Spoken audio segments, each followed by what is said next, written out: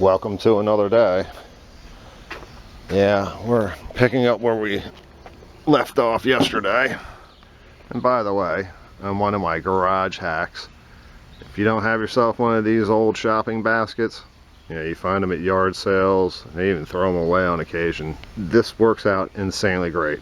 And you carry everything you need, and then you can throw anything else you want in. Like I want this tester in here today because I got some things to test. As for what we were doing another day before, get that? We were working on basically getting some life put back into this boat. So I will continue on now with my jump box. I'm going to hook it back up. I'm going to try to finish bleeding out my trim pump after causing a major oil spill on my driveway, and we'll try to get that taken care of. And then I have to look into my fuel gauge. Basically, got to make sure everything is right before I have to think about the sender down here not being cooperative with it. I'm really not sure. I'm just hoping it's something stupid, that's all. But I'll take stupid. I'll take the blame for it too, if it's just that simple. But I'm kind of a little nervous it isn't. But I'm going to go ahead and get started here and get this thing bled out, and hopefully not bled out all over my driveway. Well, it's going to push me as far as it can, of course. But, you know, I always look at it like hydraulics or something that it takes a while to get them worked out, and once you do, they're fine forever. Knock on fiberglass here. I've got my setup in my 19. It's been there for 15 years, I guess, whatever it's been. And yeah, I've never had an issue with it. At the moment, I have this fitting here, but it's not the actual rubber hoses. It's the fitting that makes connection to this pipe is leaking right here. Right there. Yeah, I mean, I don't know. If it was in a machine, I'd be like, go back to work.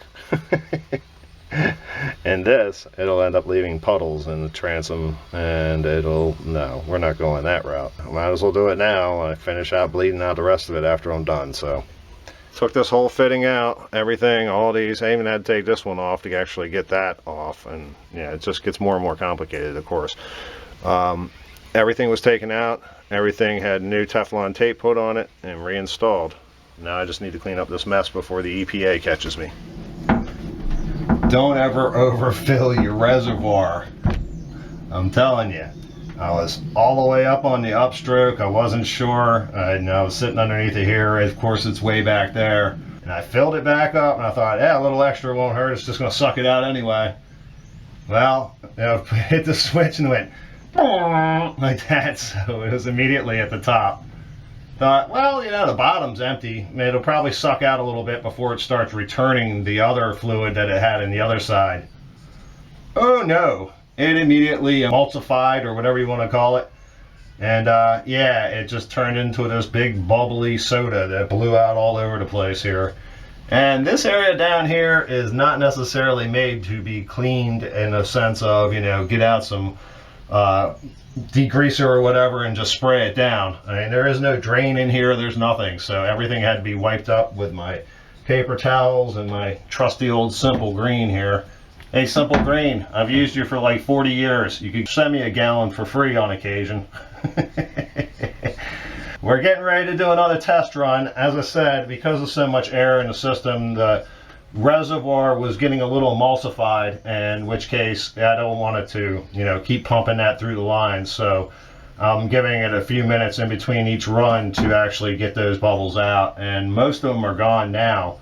That's just as long as the system doesn't leak and it's got the majority of air out of it, I'm fine. Like I said, I'll wait till to finish it off, because the reality is basically it'll just work out in time all by itself. But the trim pump, you seem to be working wonderfully, and everything else doesn't seem to be leaking, so I have my fingers crossed. Yeah, today it should be 100%, that's for sure, and that's a plus, because this is the first actual mechanically working thing in this boat, except for fans and the bilge pump, and, well, I guess lights aren't mechanical, so, or maybe they are, I don't know. Questions.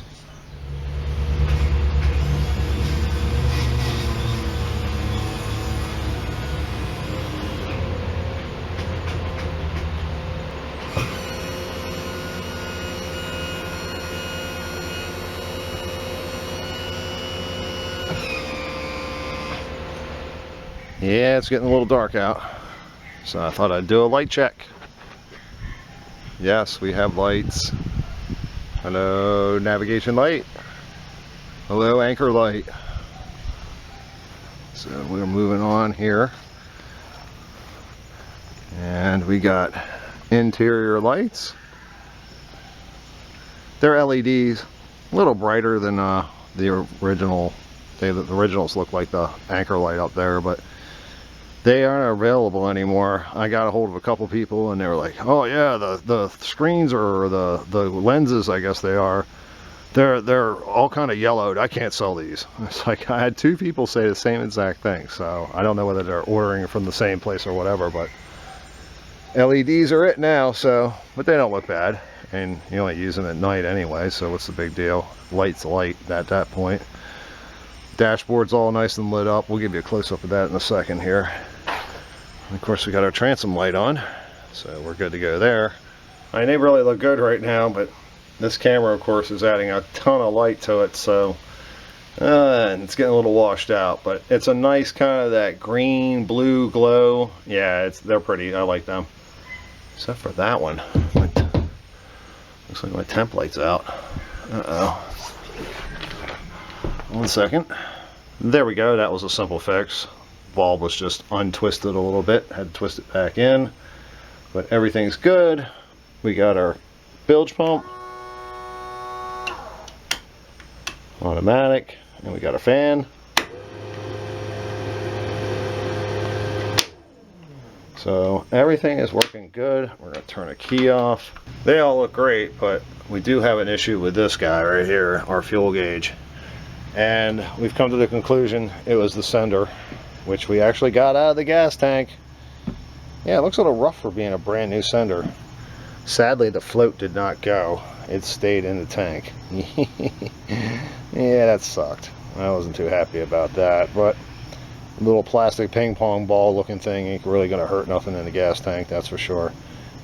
I tried it. I had it hooked up. It's not working. It's not working with the sender. I mean, I'm going to have to go ahead and get a hold of the manufacturer and buy their sender and just call it a day. I'm not going to play around with trying to find the right sender and wrong sender and whether this one works and that one works.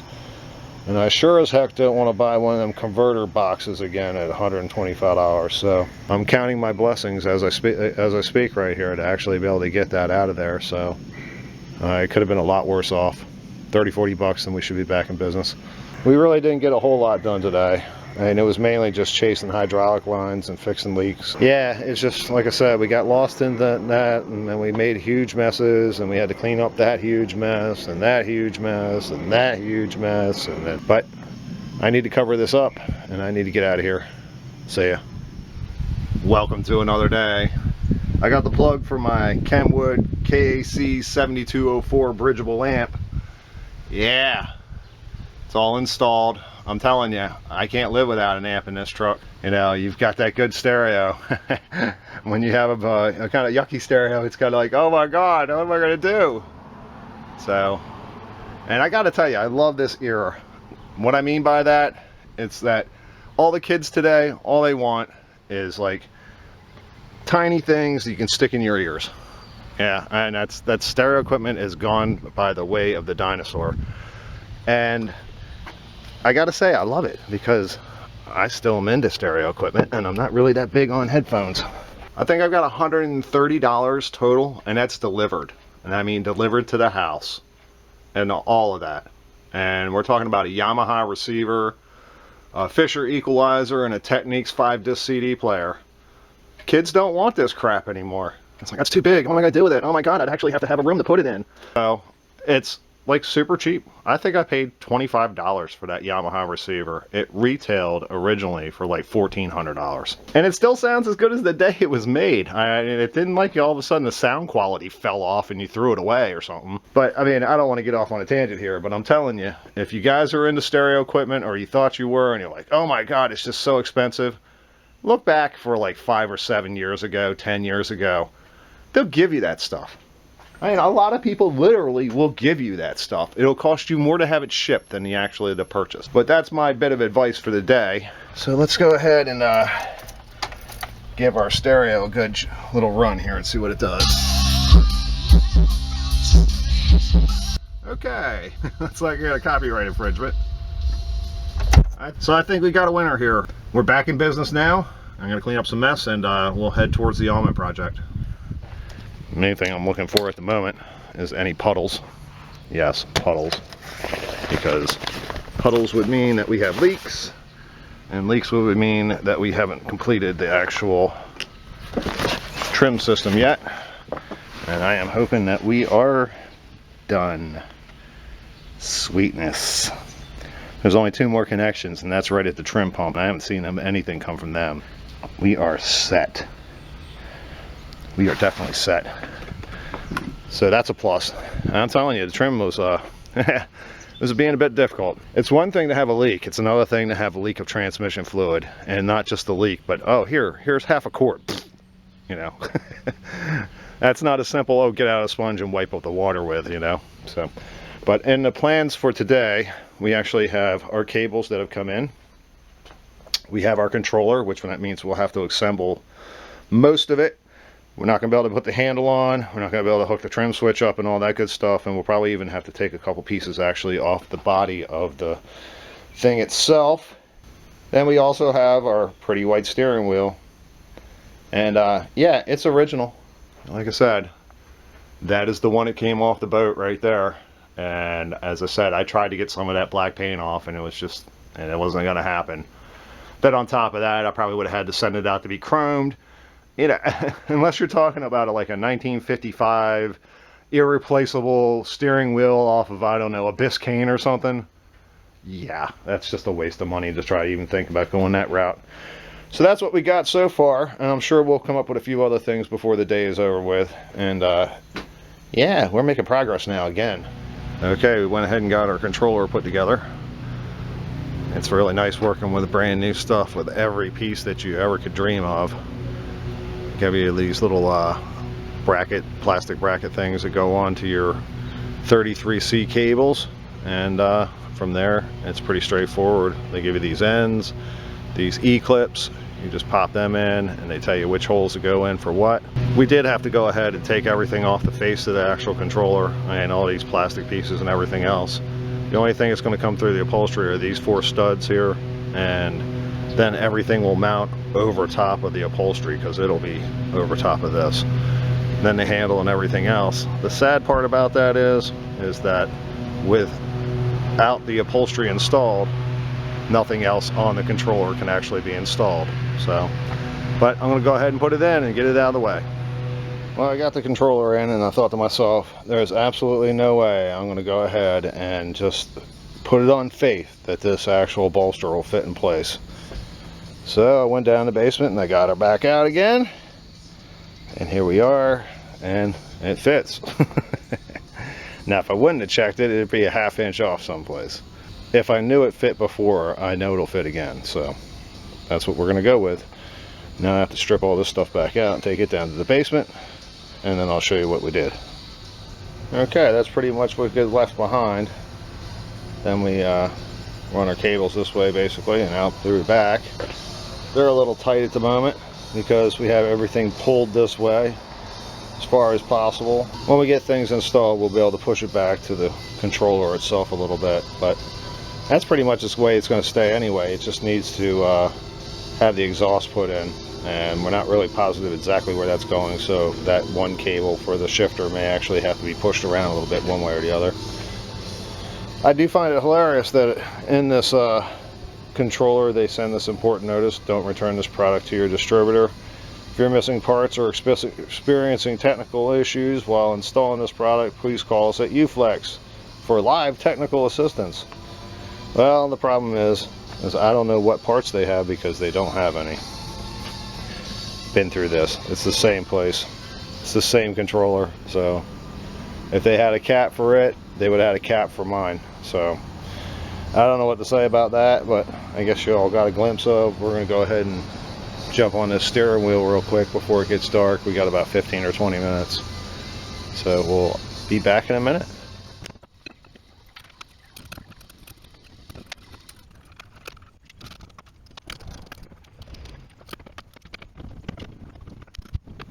And just like that, our project's all done.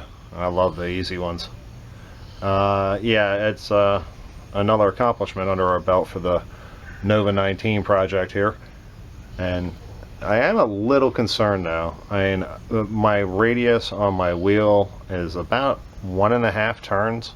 It's a little tight there. I kind of like it myself personally, but I'm not really sure. So I'm thinking that I'm probably going to have to replace my little short tiller with a longer one. Mine's about, I don't know, 2 inches longer. Or I can actually extend that. I've done also. There's just an easy way of tilling it, and you kind of sandwich the actual, instead of it being through the top like this, you actually bring this over here and out to here, and then you sandwich it between two other pieces, and actually you drill 2 holes in it. So you don't even have to take the old one out if you don't want to. I think this one would come out pretty easy, to be honest. I mean, they're made to come out while it's in the boat. You don't have to worry about all that noise. That's why I wasn't so worried about it originally. Yeah, this bolt right here, you unloosen that, drive a screwdriver between these two to loosen it up, and hopefully the helmet will fall right out. And then from there, you replace your tiller with a longer one, and then put your helmet back in and tighten it back down. At least that's the game plan. But there is no plan at the moment, because I'm going to call it a night. But I think we're making great progress now. I mean, this actually looks like a whole station. Yeah, once that controller goes in and that trim switch there, it's 100%. But as I said, that won't happen until the upholstery's in. And on that note, I will see you all tomorrow. Welcome to another day. Yeah, it's just a quiet day today, to be honest. We don't really have a whole lot lined up. I really wanted to work on my list here, and what I mean by that is basically I need to find out everything I have, what I don't have, and what I've got to do yet. There really isn't a whole lot left to do. Yay! But there is a few things left to do that are huge. Boo! So we are having that intention today, but in the process of doing that, I've been looking at my steering, and I'm thinking to myself, 1.5 turns is just not acceptable. I mean, I can't have that. So I decided I want to take apart my steering, and we're going to do some modifications. I have a Volvo 290 transom shield up here on the shelf that has a pretty big arm, which would be kind of nice, but I'm really kind of looking at it and I'm like, yeah, this thing's got a lot of differences between this one and that one. I mean, it's got stops built in on the arm itself, or the tiller arm, and this one doesn't. It actually has one little stop built into the bottom. This one has giant stops that stick out on the sides. You know, so I mean, it really is a little bit different than what it is. And I probably could have modified it and just, you know, basically destroyed it for this one transom shield.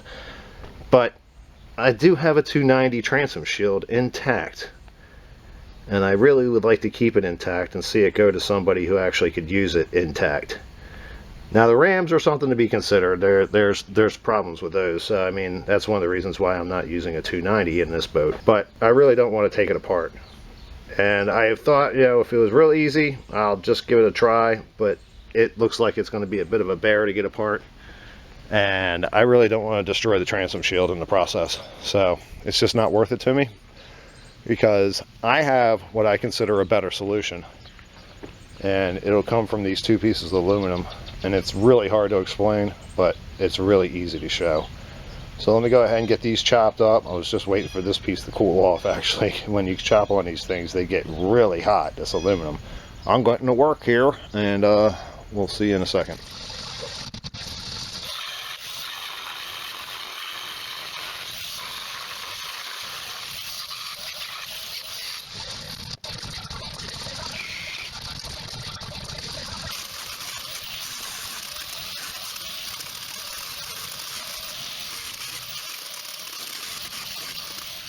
Got out a bunch of tools, made a bunch of aluminum filings, came up with them. I'm sure a couple of y'all are thinking right away, and you're just going to extend that tiller, that's half-ass. Well, when I show you what I do, you'll understand that actually this is going to end up being stronger than the original.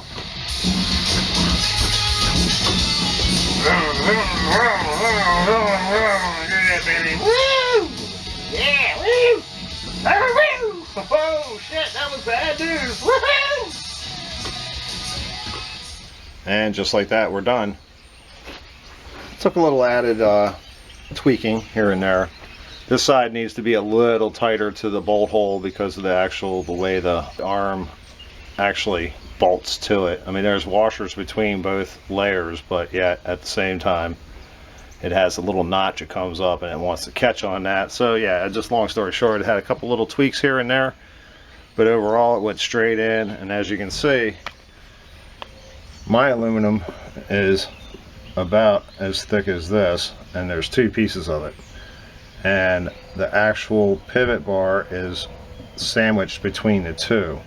So right now where it pushes and pulls on is exactly in line with the tiller, as opposed to before where a bolt come up through it and then the pivot here decided to grab a hold of it, you know, in which case that bolt was leaning back and forth, back and forth, back and forth like that. Now it's actually sandwiched between. So literally this is actually a better setup than what I could have bought.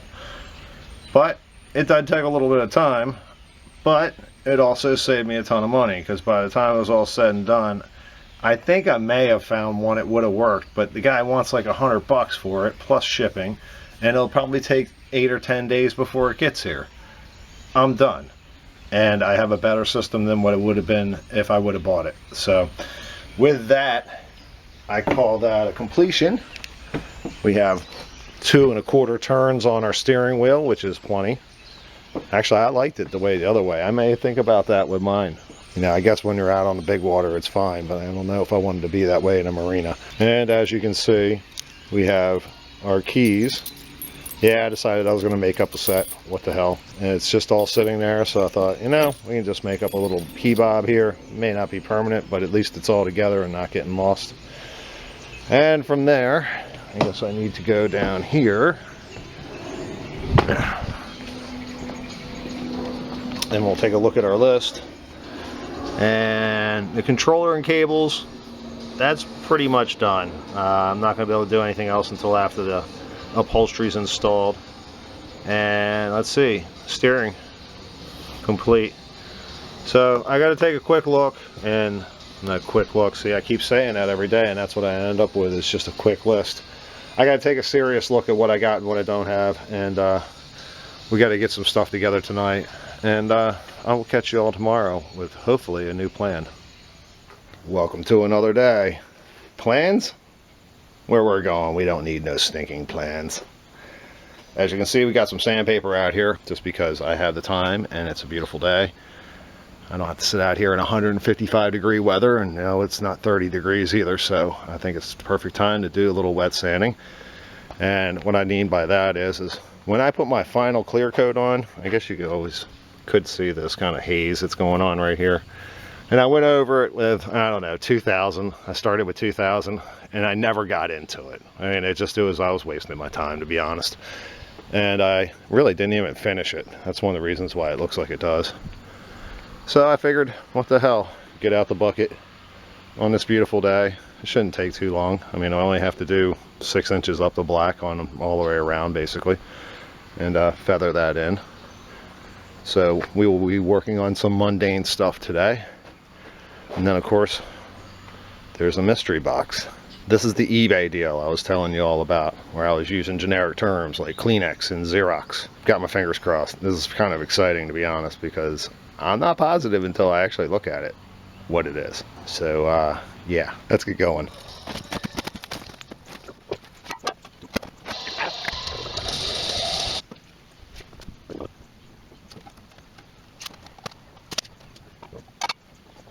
Oh man, this is so awesome. Unbelievable. Let me tell you, this is so awesome. This thing looks excellent. Excellent, excellent. And came with a damper and the plate for the bottom, which is a bit dirty. Let me find a number here. And it should be up here. What's that? That's nothing. Here it is. And that is 854649. Yes! That is the bell housing for the 14-inch flywheel. Yes! Perfect! Perfect, perfect, perfect. Oh my god, this is so cool. I don't even have to have a flywheel rebalance now. Oh, this is so awesome.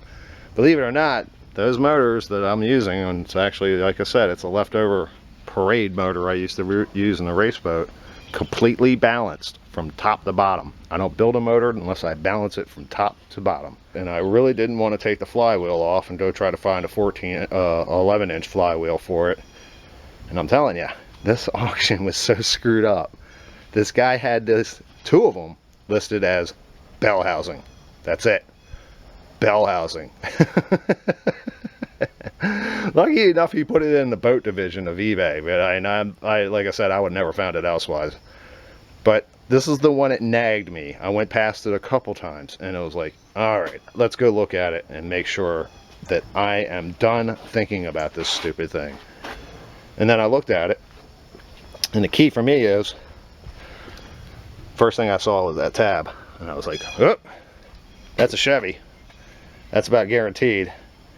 And then I was looking at it, and I was looking at it, and I was like, I don't know, man. That could easily be one of those 14-inch flywheels, bell housing.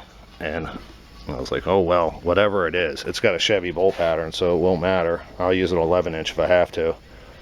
Well, no. No, no, no, no. Yep, this is officially Volvo out of the factory. Chevrolet bell housing. Fits V8s, 6s. Say it even fits some 4-cylinders. I don't care, honestly. I know it'll fit my 14-inch flywheel on that big block Chevy over there. Yes, this Volvo is now complete. We have a motor, we have a bell housing, a way to attach it to this transom shield, and we have an outdrive. Now, we do have to finish the motor, we do have to finish other things, but when I bought that boat over there, I had a real issue finding a bell housing and flywheel. This is when the internet was kind of in its infancy. So, I mean, eBay was new. My first purchase ever online was that boat through eBay. So, I mean, that's how many years ago it was. Here I am now on YouTube doing videos. So, yeah, it was a very serious challenge to find that motor's bell housing, along with its everything else to make the two mate together. Well, we are officially there now. We have everything we need to make it mate together. I did notice my bearings are a little, I don't know, crusty, but I definitely plan on taking it apart and making sure everything's serviced. And if I have to replace bearings, I'm gonna let you all know now.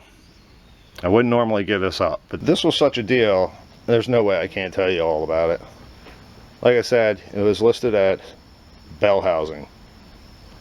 I paid $200 for this thing. I know there is not a single V8 14-inch flywheel Chevrolet Volvo bell housing under $850 right now. Not a single one. So, yes, I'm very excited. And if I have to do a little bearing work, so be it. I've got all winter. But yeah, this is just extremely somebody's smiling on me. Thank you, Lord. Thank you, everyone. Thank you, the gods of the boat gods, and Neptune himself. But we have a way of connecting A to B. That's all that's necessary at this point. There's no more like worries as far as I'm concerned, and I mean that. But for now, I just need to go put this bad boy over here in the garage, which I just cleaned up a nice little space for. And yeah, I'm gonna get the wet sanding. As much as I want to play with this guy, honestly, it's really not gonna do anything besides sit there. And after I get my wet sanding done, I may actually take it out in the yard and give it a good scrub, but that'll be later. And I can get more done by wet sanding the boat than I can scrubbing that and getting all greasy. So off to work. I've gone from this to this pile. Yeah, I told you, this doesn't make for good video, that's for sure. But I did use 1,000, 1,500, 2,000, 3,000 grit all the way up to there. Then McGuire's Diamond 2 compound, and now there is a coat of wax on top. And I'm leaving that wax till tomorrow because, again, the camera shows it being a lot brighter than it is out here. But one thing I am left to do is to finish cleaning this dog up. I've already got the impression it probably needs a seal and maybe a bearing, but whatever. So yeah, I just got out my Zepp's grill cleaner and I went ahead and I grill cleaned it down, but it had some grease on the inside, so I got some royal purple and threw that on it. And I'm just letting it set up for a few more minutes, and it will be the last thing I do before the night is over.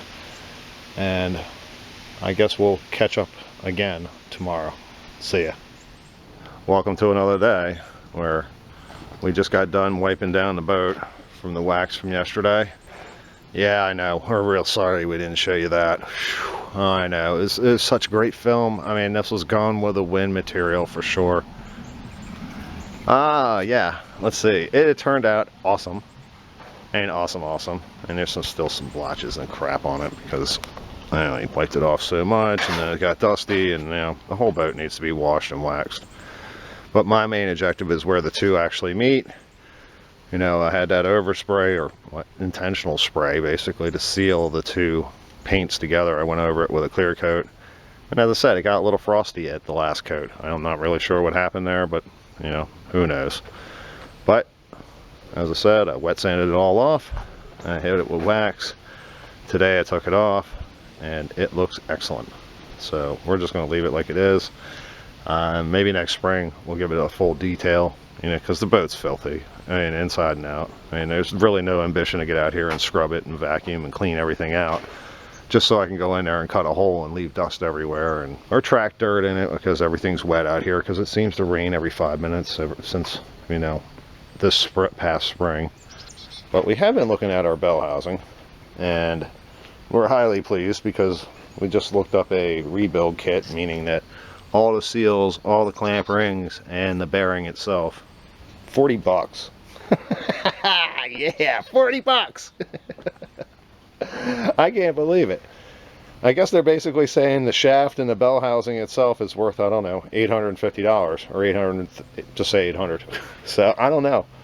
I was kind of shocked, to be honest. Somebody made a huge mistake and they put the seal in backwards. Yeah, that actually, this side is the side it's supposed to keep the grease in which case all the grease in this bearing had to been flew right out immediately after it was run probably 100 yards. So yeah, we have to definitely take it all apart, and since the rebuild kits are so cheap, it's pretty foolish for us not to do it. So I have to get this bad boy apart because I want to make sure everything is what it's supposed to be before I go ahead and order something. As I said, I got plenty of time, so why not? And we will move on from there.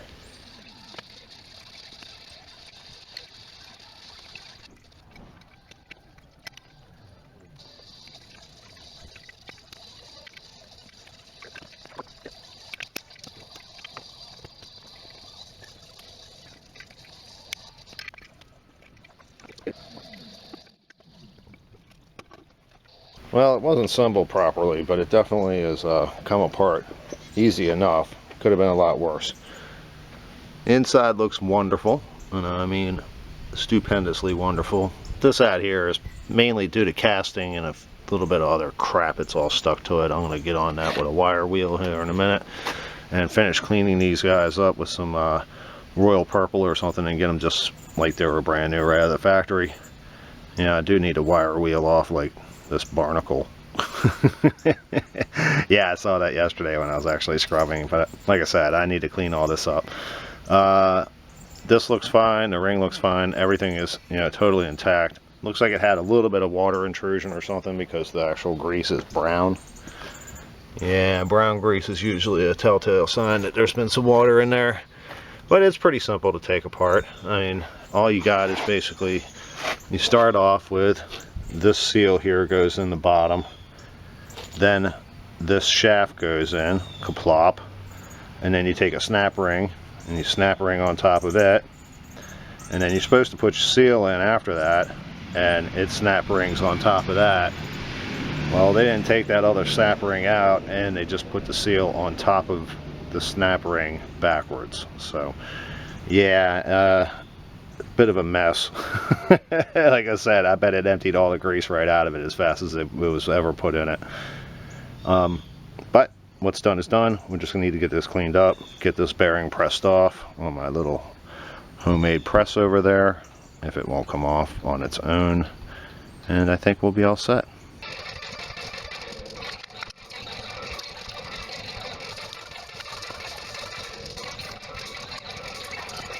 Okay, use my little handy dandy press over here / towel rack, and pressed off this last bearing after I removed the last locking ring, which goes right here, and the bearing sits right there.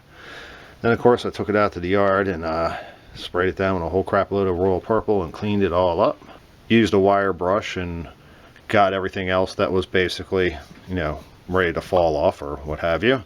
And now I gotta order a rebuild kit, because sadly only one of these seals has any information on it, and it's only the actual size. It's not even like a number or anything like that. It's just the actual size of the seal itself.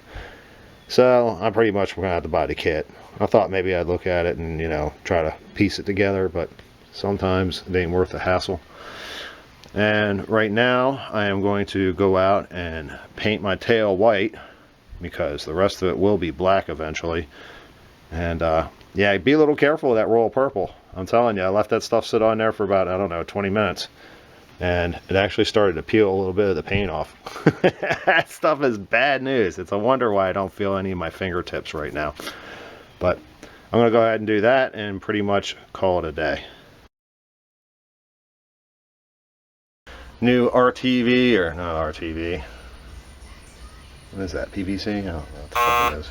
New tape, Teflon. Alright, 1, 2, 3. Alright, we're good. Alright, we're on. I pushed the button 3 times, so I don't want it to turn off when I start talking. Let's do this again. We're going to do that again. The cable's in for the... We're going to have to supplement this in someplace. We should name this boat No Puddles. Kind of works for a lot of things. We don't want no oil puddles. We don't want no transmission fluid puddles. And it doesn't want to ride no puddle, that's for sure. Like I was telling the past owner of this boat. He's like, I had it together for a little while, and you know, and I said, I guarantee you I know exactly what the characteristics were. It rode flat and it was boring. And that's because he rides on lakes and rivers, you know. I mean, that's just flat water. It's Beesmeyer water. These boats are not made for Beesmeyer water. They're made for Chesapeake Bay water. They're made for off the coast of Florida water. I had a lot of these parts. Let's do that again because we're pausing too much. The directions were kind of mundane and useless. I don't like any of that. So we'll just like flip over. Let's flip over like a flip page or something. Welcome to another day. Nice.